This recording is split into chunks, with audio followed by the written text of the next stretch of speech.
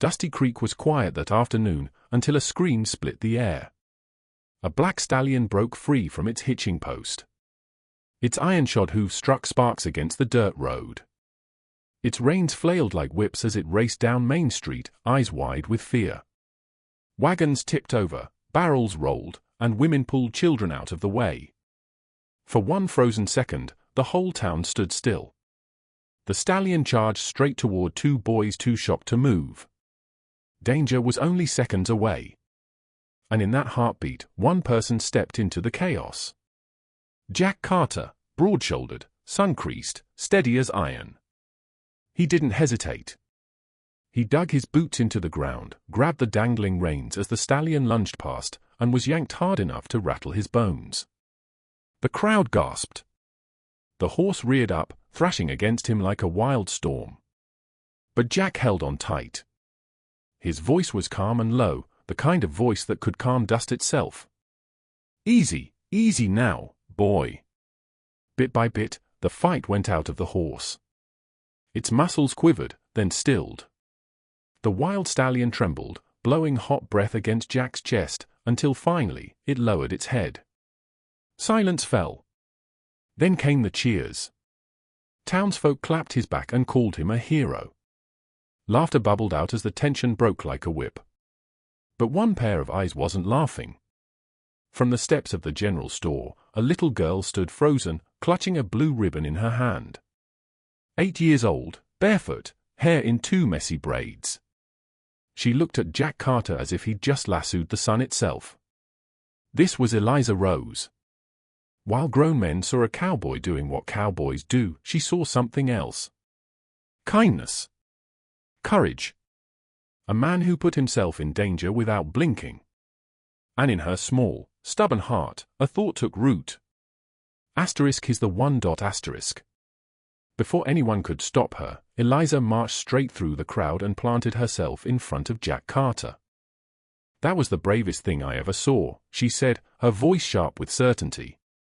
Jack glanced down, startled, wiping sweat from his brow. "Well, now, thank you kindly, little miss." She crossed her arms, chin tilted high. "You're not just brave. You're the best man in this whole town." That made the bystanders chuckle. But Eliza didn't waver.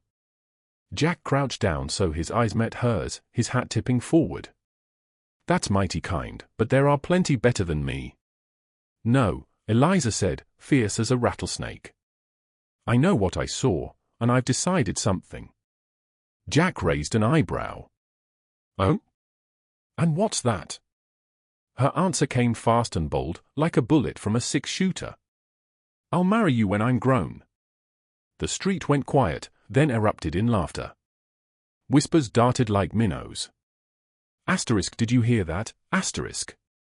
Asterisk, little Eliza Rose, proposing to Jack Carter, asterisk. Jack blinked, taken aback, then chuckled low, scratching his jaw. "That so?" "Well, darling, that's a promise for the storybooks." But Eliza wasn't finished. She stepped forward, caught his little finger in hers, and locked it tight. "Pinky promise," she declared. "And I never break a promise." The crowd roared. Some slapped their knees, others shook their heads with grins. Jack gave a slow shake of his own, amused, but oddly touched. "Well, now, Eliza Rose," he said, a smile tugging at his mouth. "You best not forget it." Then she grinned so wide it nearly split her freckled face. And as he mounted his horse and led the calm stallion away, she whispered under her breath, fierce and certain, "I'll marry you when I'm grown." Most folks brushed it off as childish fancy, just a little girl caught up in a hero's big moment. But Eliza knew better. And though Jack Carter rode off that day, thinking the memory would fade like dust in the wind, fate was already setting its course. Because some promises, no matter how small, have a way of coming back. When the wagon wheels creaked out of Dusty Creek at dawn, Eliza Rose leaned out the back, clutching the rail as though her small hands could keep the town from slipping away. She watched the crooked sign of the general store, the weathered steeple of the church, the long shadow of the livery stable, And most of all, she searched for one figure on the street. Jack Carter wasn't there. She'd hoped, foolishly, childishly, that he might appear one last time. That he'd tip his hat, maybe wink, and remind her to hold on to her promise. But the street lay empty, and the only sound was the steady grind of wheels, and the snort of the horses pulling them away. Her parents didn't notice the tears she pressed into her sleeve. They were busy with new plans, new chances. But Eliza carried something far heavier than moving towns. She carried a vow she'd made with all the stubbornness of her young heart. I'll marry you when I'm grown. Years stretched like the wide prairies, endless and tough. The new town was bigger, noisier, built on railroads and trade. Eliza grew among books and work, chores and lessons, until the braids of a child gave way to the flowing hair of a young woman. But though her skirts lengthened and her voice deepened, one thing did not change. She never let go of that memory. On quiet nights, when the cicadas hummed outside her window, she'd untie the ribbon she'd held the day Jack Carter calmed the stallion. Faded now, frayed at the edges. It was her lucky charm.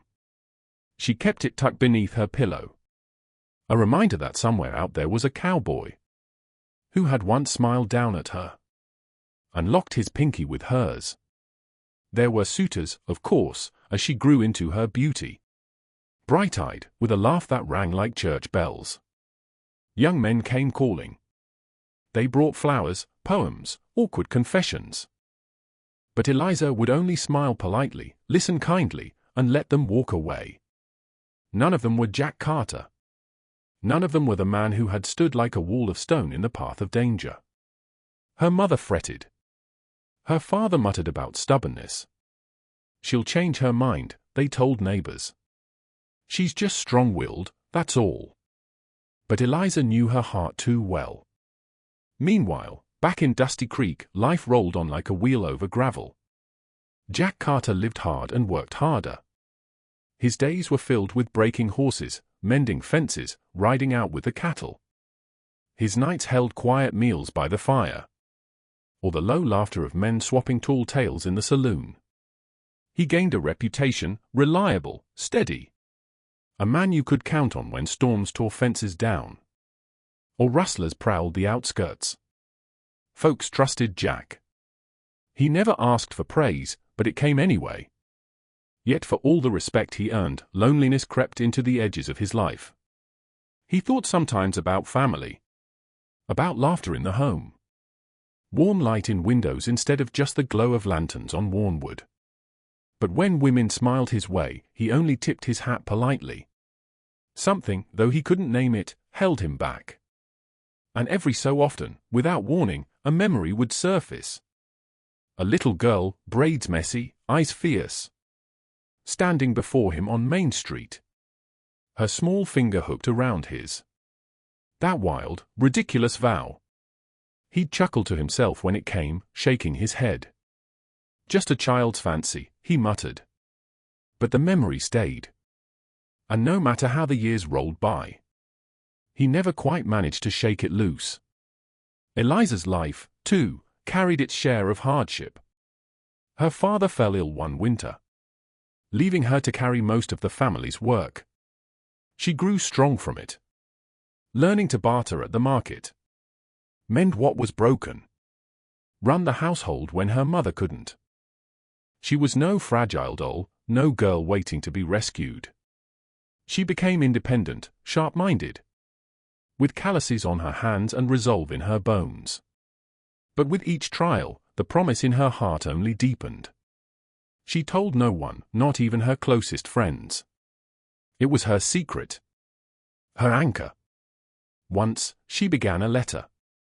She wrote *Jack Carter* at the top of the page, her hand trembling. She told him she hadn't forgotten, that she still remembered the day of the runaway stallion. But halfway through, her courage faded. What if he laughed? What if he didn't remember her at all? She folded the letter, tucked it into a drawer, and never sent it. Over the years, she wrote many more. Some long, some just a line or two. None ever left her desk. Instead, she kept them bundled in ribbon. Letters unsent, words unspoken. A silent proof of devotion no one else could see. Seasons turned. Years slipped like sand through fingers. Eliza Rose grew into a woman whose presence filled a room. Strong but kind, serious yet quick to laugh. The kind of woman who carried herself like someone who knew her worth. And Jack Carter became the cornerstone of Dusty Creek. The man others leaned on when the world turned rough. They lived apart, their lives unfolding on different paths. Yet invisible threads still bound them. Memory, promise, longing. Eliza standing at her window, the bundle of letters pressed to her chest. Jack watching the horizon on some lonely evening. Wondering why he still felt like someone, somewhere, was waiting for him. Neither spoke their truth aloud. Neither reached across the miles. But destiny has a way of waiting patiently. And one day soon, those threads would pull tight. Because vows made in innocence sometimes outlast the hardest of years. And the promise of a little girl, spoken in Dusty Creek on a sun-scorched afternoon, had not been forgotten by either of them. Dusty Creek hadn't changed much. The same crooked sign swung over the general store door, weathered and faded by sun and storm. The same wooden planks creaked under boots along Main Street. The church bell still tolled the hours. And the same wind carried the smell of dust, horses, and fresh-cut hay through the air. But to Eliza Rose, stepping down from the stagecoach, everything looked smaller somehow. As though the years she'd spent away had stretched her, sharpened her. Until the town of her childhood felt like it belonged to another lifetime. She smoothed her skirts, brushed dust from her gloves, and lifted her chin. She wasn't the little girl who had once clutched a ribbon and shouted her heart's vow in the middle of this very street. She was a woman now, independent, steady. But her heart beat harder with every step she took on that familiar ground. And somewhere in that town, she knew, without doubt, Jack Carter still lived. She did not see him first. Instead, she went about her errands. Just another traveler moving among wagons and storefronts.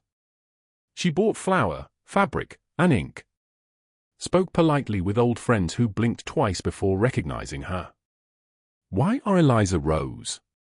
Is it really you?" they exclaimed. She laughed, smiled, answered their questions. But part of her mind listened for one voice, one laugh. It was outside the blacksmith's. In the cool shade of the awning.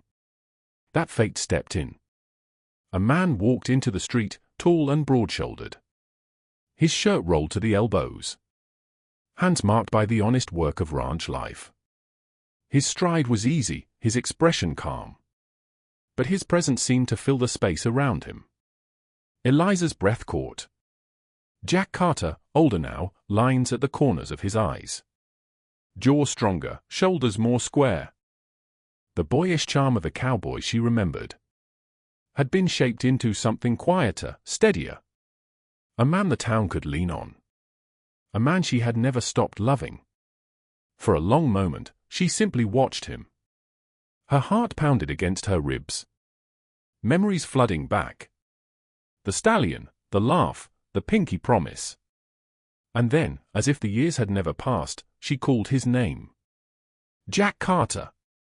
He turned, puzzled at first, eyes narrowing as he studied her face. She saw the flicker of confusion. Then the faintest spark of recognition. Eliza Rose.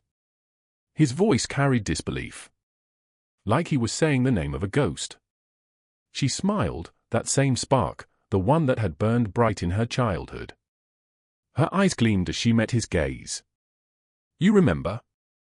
He gave a low whistle, shaking his head slowly. "Well, I'll be the little girl who nearly got herself trampled, watching me wrestle a stallion." Her laugh rang out, soft but certain. "I was never afraid. Not with you there." He chuckled, scratching the back of his neck. "Lord, you've grown. I wouldn't have known you if you hadn't spoken first. You wouldn't have known me. She stepped closer, tilting her head. Not even with this. And before he could ask, she held up her hand. Her smallest finger extended. Just the way she had years ago. Jack froze. The memory hit him like a wave. So strong he actually stepped back. That day. That promise. The little girl standing in the dust, fierce as fire. Declaring a vow no child should have known how to make. His lips parted, but no words came. Eliza's smile softened. I promised you, Jack Carter. I told you I'd marry you when I was grown. And here I am. For a heartbeat, silence hung thick in the air. Wagons rattled. Children laughed. The town went about its business. But for Jack Carter, the world had shrunk to the woman standing before him. She meant it. He could see it in her eyes. And for the first time in years, Jack felt truly off balance. Eliza, he cleared his throat, tried again. That was hell. You were just a child. I never thought, I meant it. Her gaze locked onto his, unshaken. I did. Every word. His chest tightened. He wanted to laugh, to brush it off like before. But he couldn't. She wasn't a child anymore. She was a woman, strong and radiant. And she was looking at him with the same fire he remembered. Only now, it burned brighter. He shifted, suddenly aware of the weight of every year between them. You've lived a whole life since then. Things change. People change. Perhaps, she said softly. But some promises don't. The tension between them hummed like a drawn bowstring. Jack studied her, really studied her. The way her chin lifted with quiet pride. The strength in her stance. The unwavering honesty in her eyes. This wasn't girlish fancy. This was conviction. And, Lord help him, it shook something loose inside him. He remembered the lonely nights. The ache he'd never put words to. He remembered wondering why no woman's smile ever settled into his heart. And he realized, with startling clarity, that maybe, just maybe, he had been waiting. Without knowing it. Waiting for her star. But he couldn't say that. Not yet. So he fell back on caution, on practicality. The way men like him always did. Eliza, you don't know what you're saying. Life out here ain't easy. Ranch work don't leave much room for romance. I'm not the kind of man. You're exactly the kind of man, she interrupted, her voice steady. The kind of man who stands firm when a stallion breaks loose. The kind of man who helps his neighbors without asking for thanks. The kind of man I saw then, and see now. That hasn't changed, Jack Carter. And neither have I. He opened his mouth, closed it again. The strength in her words left no room for doubt. And though he still wanted to push her away, for her own good, deep down, a spark he thought long buried began to glow. Finally, he said the only thing he could manage. You sure know how to catch a man off guard, Eliza Rose. Her smile widened. Good. Maybe now you'll finally take me seriously. The sun dipped low, casting golden light across the town. Jack found himself walking beside her. Carrying her parcels without thinking. Listening as she spoke of the years she'd been gone. Every word drew him deeper into the realization. She was no longer the child he remembered. She was a woman, remarkable, determined. And she had come back for him star. And though he still fought it, still told himself it was impossible, Jack Carter knew this much. His life would never be the same again. The morning began with dust. A low rumble on the horizon, like thunder rolling over the plains. Jack Carter knew that sound. Before the first shouts carried down Main Street. Stampede. The cattle had broken loose. Within seconds, the quiet town erupted. Shopkeepers slammed shutters. Mothers dragged children indoors. And wagons were left in the street. The ground shook as dozens of longhorns thundered toward town. Eyes wild, horns sharp as spears. Jack swung into his saddle. Every muscle tensed for what he knew would be chaos. He'd faced stampedes before, he knew the danger. But as he spurred his horse forward, one thought chilled his blood. Where is Eliza? She wasn't hiding. While others scrambled for safety, Eliza Rose was in the street. She had just stepped from the telegraph office. Skirts gathered in her hands.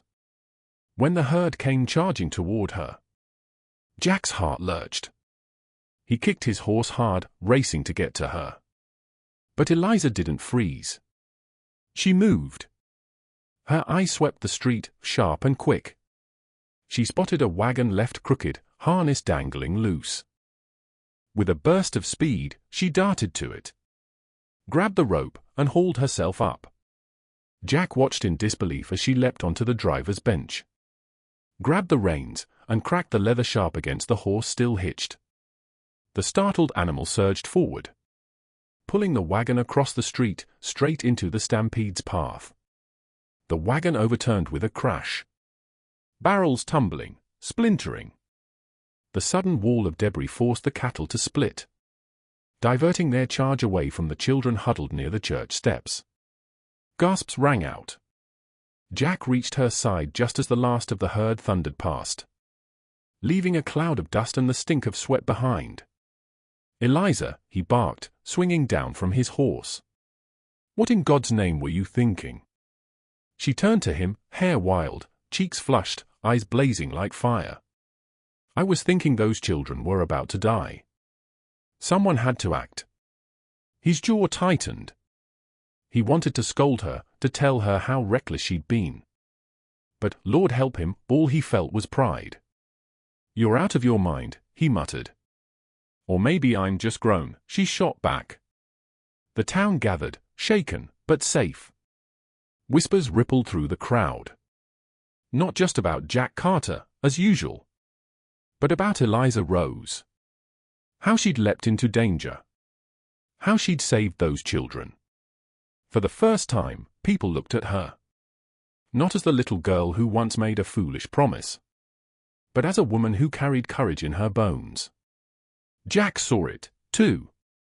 He looked at her, really looked. And the truth hit him like a hammer. She wasn't that barefoot child with a ribbon anymore. She was fierce, smart, and steady. In a way that could match him, step for step. And that terrified him more than any stampede. But the danger that day wasn't over. As the dust settled, another sound rose over the crowd's murmurs. The slow, deliberate clap of hands.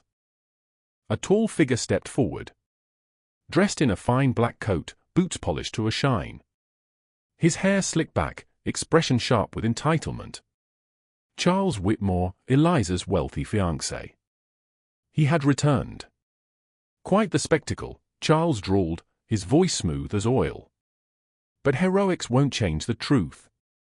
"Eliza, your promise to me. And your parents intend to see that promise kept." The crowd stilled, sensing another storm brewing. Eliza's spine straightened. "That's not my promise to keep." Charles' smile tightened. "You would embarrass your family? Break your word to me after everything arranged?" "No, my dear. You will stand where you belong, by my side." He raised his voice, speaking to the townsfolk now. "You all heard it. Her family and I have an agreement. And I intend to see it honored, today." Murmurs swept through the crowd. Agreement. Contracts. Money. These things carried weight in frontier towns. Jack stepped forward, hand brushing the butt of his revolver. "She said no Whitmore." Charles' gaze flicked over him, disdain curling his lip. "Stay out of this, Carter. This is a matter of class, not cattle. You wouldn't understand." Eliza moved before Jack could speak. She climbed the church steps, turning to face the whole town. Her voice clear and steady. I was a child when my parents promised me away. I had no say. But I am a child no longer. I will not be bartered like land or cattle. I choose my own path, and my own heart. She looked straight at Jack, her words ringing like a bell. And my heart has already chosen. Gasps rippled through the crowd. Charles's face darkened, fury twisting his features. You dare *. Yes, Eliza cut in, sharp as a blade. I dare *, because I am not the little girl you all remember. I am a woman grown. And I will not break the only promise that ever mattered. Jack stood rooted, every word slamming into him. She was defending him, not just with love, but with strength. She had turned her back on wealth, on comfort. On every expectation her family had built, * for him *. The weight of it pressed against his chest, heavy and humbling. He had never asked for her devotion. He had tried to laugh it off, push it aside. But here she stood, fearless, unshakable, declaring before God and the town that she belonged with him. And for the first time, Jack Carter let himself feel it fully. He wanted her, too. The crowd murmured louder now, split between whispers of scandal and cheers of admiration. Charles, red with rage, looked ready to strike. But Jack stepped forward, his voice low and dangerous. You heard the lady, Whitmore. She's made her choice. The two men locked eyes. The tension between them tight as a drawn gun. Charles's hand twitched near his coat pocket. But the crowd was watching. He couldn't risk the disgrace of drawing first. So instead, he spat in the dust and turned away. His voice venomous. This isn't over. And with that, he stormed off, the crowd parting to let him through. Eliza descended the steps, her eyes never leaving Jack's. The noise of the town faded behind them. A blur of voices and faces. As though the world had shrunk to the space between them. Jack's voice was rough when he finally spoke. You didn't have to do that. Yes, she said softly. I did. His hands clenched at his sides, torn between fear and desire. Eliza Rose, you've gone and turned my whole world upside down. Her smile was small, certain. Good. Maybe it's about time. That day, the town didn't just see a stampede stopped. They saw a young woman step into her own power. They saw Eliza Rose prove, beyond doubt, that she was no longer a child clinging to promises. She was a woman who kept them. And Jack Carter, though still conflicted, could no longer deny it. The sun hung low, burning the edges of the world with honey and fire. As Dusty Creek gathered beneath the chapel's weathered eaves, lanterns swayed in the warm breeze. Men dusted off their Sunday best. Children sat at the front, legs swinging over pew edges. Even the old blacksmith, normally a man of few words, had cleaned the soot from his boots and tucked his chin into the collar of his coat. Tonight, the town felt like a breath held, waiting to be released. Jack Carter stood at the altar, shoulders squared, hat in hand. He wore his best coat, though the seams still smelled faintly of saddle grease and wild places. He had faced storms, rustlers, money-hungry men, and nights when loneliness seemed to stretch forever. But he had never faced anything quite like this. The most important moment of his life. The one little Eliza Rose had once promised him in a dusty street. When the chapel doors opened, time folded. Eliza stepped in, framed by the sunset. Not in silk and jewels, but in a simple white dress she'd sewn herself. Lace at the cuffs, stitched tight and honest. The work of someone who'd lived, labored, and loved. Her hair caught the light, haloed. And for a moment, Jack forgot how to breathe. She walked to him with the steady pace of a woman who had fought for every step she'd taken. The congregation watched, and in every face was the memory of the girl who'd once shouted a childish vow in the heat of a runaway horse. Except she was no child now. She was the promise made real. Brave, determined, unyielding. The preacher began, voice gentle in the high chapel. "We are gathered here." But the words trailed off, as a sudden commotion ripped through the quiet. The doors banged open, and a figure stormed in, boots striking the floor like someone who meant to claim his due. Charles Whitmore. He stood at the threshold. Tailored suit, jaw set, face hard with entitlement. He had the look of a man used to winning every deal. "You will not do this," he announced, voice rising over the murmurs. "Eliza is promised to me, by contract, by right, by agreement. She is my wife." His eyes swept the room, daring anyone to oppose him. Gasps. Tension braided the air. Eliza's jaw tightened. She stepped forward, square to Charles, and without a flicker of fear said, "You promise my parents a bargain, Charles. You did not promise me. I do not belong to agreements penned in ink that I never signed, nor agreed to." Charles's lip curled. "You will come with me now. You will do what's expected. The town knows how these things work." Jack felt the heat rise. His hand tightened near his coat. He had no love for Whitmore's moneyed threats. Yet before he could move, Eliza raised her voice, clear as a bell across the pews. "My life will not be dictated by your ledger, Charles Whitmore. I choose the man I love. I choose Jack Carter Star." A hush pressed down, like the very dusk outside. The chapel seemed to tilt, the world waiting on a single heartbeat. Charles laughed, a brittle, ugly sound, and stepped forward, posture meant to scare. "You would so blatantly defy me? You would shame your family? I will not be humiliated." People shifted. The Whitmore name carried weight in towns far beyond the horizon. Threats could be whispered, wages withheld, reputations ruined. For a breath, you could feel the old rules trying to take hold again in the pews. But as everyone watched, a dozen hands rose, subtle, at people's sides. The ranchers who owed Jack favors.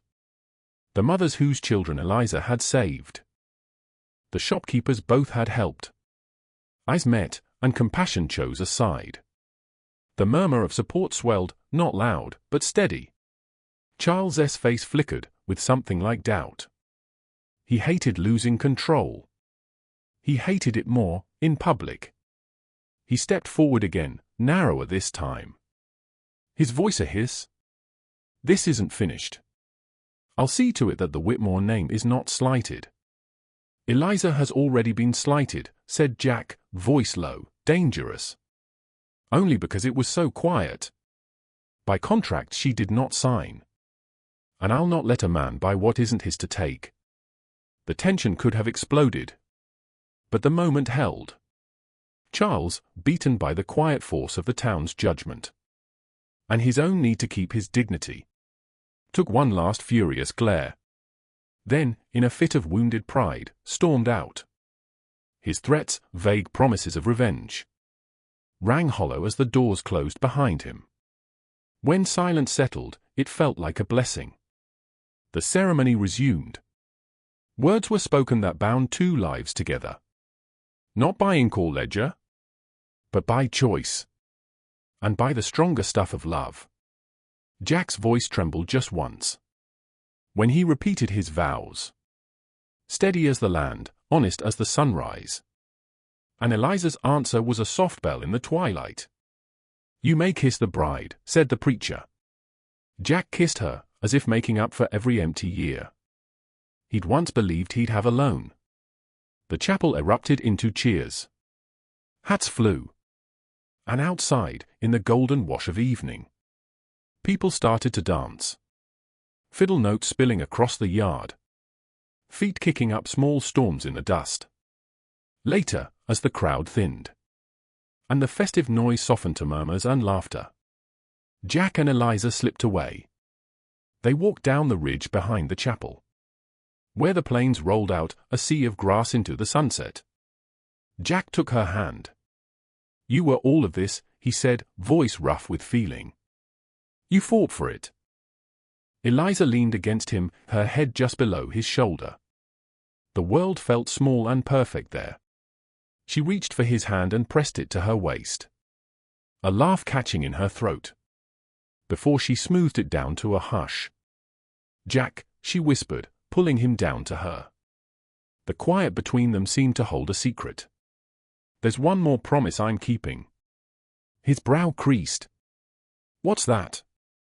She smiled, eyes shining in the afterglow of their vows. Her hand rested on the gentle curve of her belly. An instinctive, unhesitating gesture that spoke louder than any shout. "We're expecting," she said simply. For a long, stunned second, Jack only stared. Then a slow, wild grin spread across his face.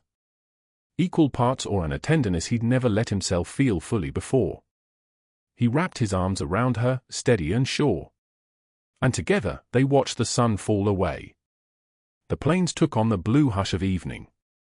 The little girl who'd once tied his pinky to hers had kept a promise that had ripened into more than marriage. It had become a family.